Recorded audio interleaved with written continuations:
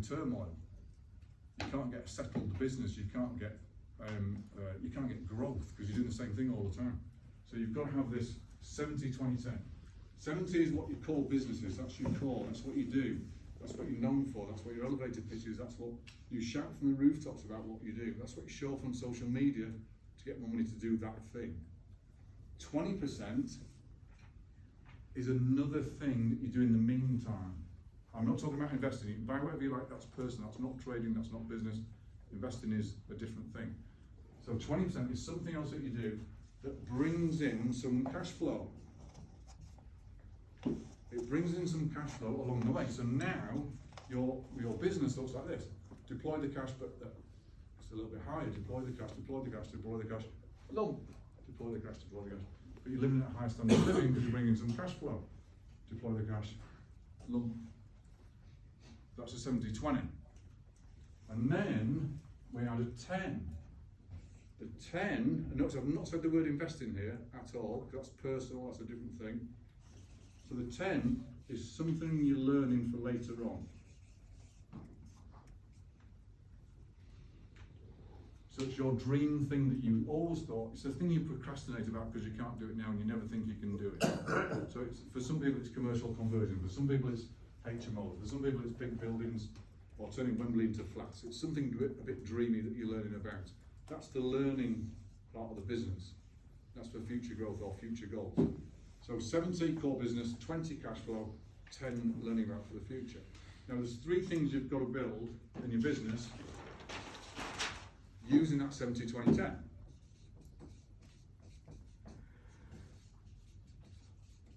The first one is the asset base.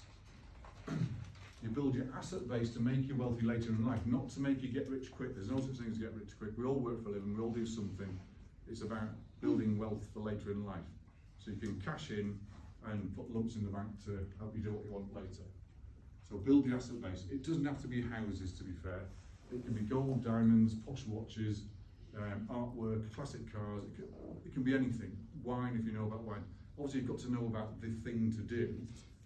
You know about the subject matter before you can do it, but it can be anything. And the next thing is, I'll do the triangle. I'll do this one first because this one's quite important.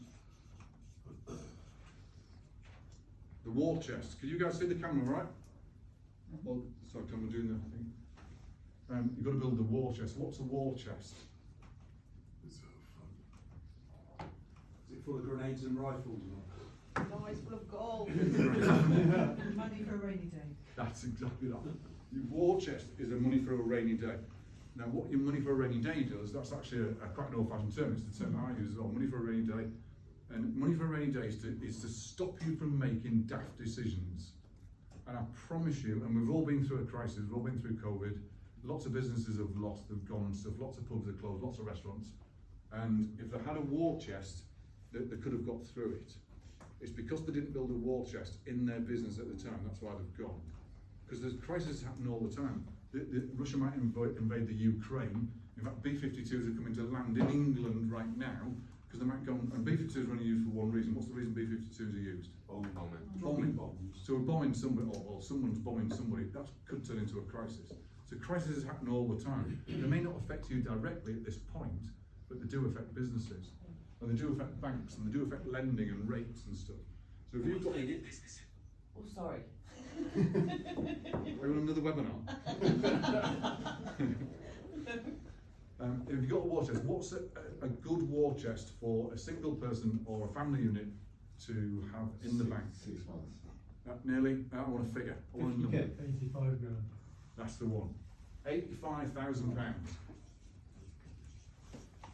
That's for a family, right? That's for a single person or a family unit, or it's for an entity. Whatever your support network is, it's you living in your own house, it's you supporting yourself, or it's you supporting your family. £85,000. Is that coincidence? Sorry. So I was going to ask what is that based off? Well, the Bank of England will protect, or all banks will protect £85,000. If you've got more, deploy it, make more money. Because the bank will protect the 85 grand. They won't protect anything over that. If you've got more than that, there's a couple of things to do. You can either deploy to make more money, because you've got your 85 and you've got your war chest, or you can put into another bank, not the same, a different branch of the same bank or a different bank in the group, a totally different bank. And then you've got a war chest, which for most people, 85 grand will last them a nice long 6 months, as you suggested, a nice long 6 months, and you won't make a daft decision because you've got your war chest in there. Unless anyone's got a different, have anyone got a higher figure that they need, or? A year on that, easy. I'll mention it. I don't know if Aldi having beans. Temptation though is Your question, Paul? Which is, it's cash, that's cash. That's cash, in the bank cash. Accessible. Accessible, not in high interest, blooming, give them 6 months notice accounts, nothing like that, not in, it's in cash, 85 grand you can get your hands on. Emergency fund. Yeah, as in your rainy day money, under the mattress, wherever you like. Should you do it before you build your asset base? No, do all of this along the way with the 70-20-10.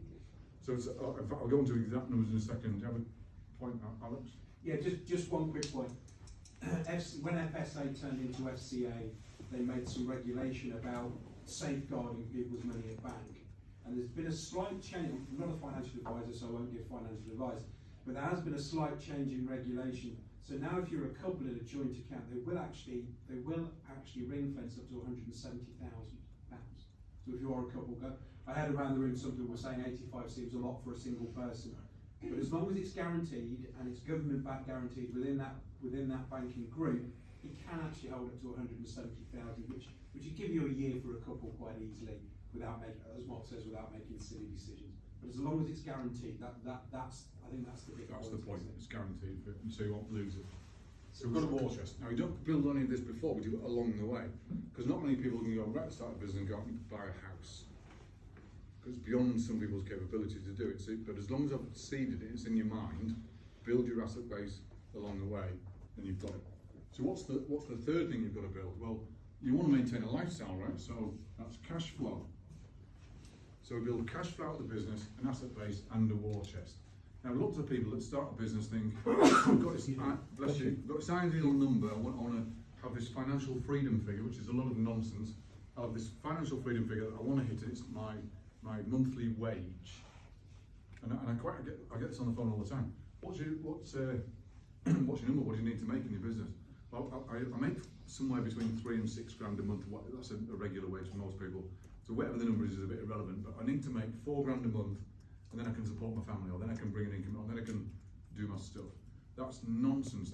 That's not financial freedom at all. All you've done is swap a job for doing a business, because you're going to work harder in your business than doing a job for the first 3 years without a shadow of a doubt. So you've just swapped one for the other. So that's rubbish. Have the number in your head of what your monthly livable expenses are right now, or what you need per month, and then treble it. That's your number that you're bringing in your business, not your blooming, I need 4 grand to blooming survive and all this sort of rubbish. It's treble it. And the reason you treble it is this. You've got to put some into the asset base. It's not my business how much you put into it, but you've got to put some into the asset base. You've got to, or else you'll never be wealthy later in life. You're just bringing in cash flow all the time and then spending it. So you've got to put some into your asset base. You have to put some into protecting yourself. You have to. Or else you'll go you'll fall by the wayside like a lot of the restaurants have done, because they're living right on the edge. They might be charging 10 quid for a bag of chips, but actually it's costing them 9 quid to produce the bag of chips, therefore they're making a quid. If they don't get enough customers through the door, they can only make 1 quid a bag of chips. They're out of business, they're gone. Because they haven't got that, the cash flow of the war chest set up. So what can go out of your money that you bring in your business that doesn't go into them? Well, there's tax.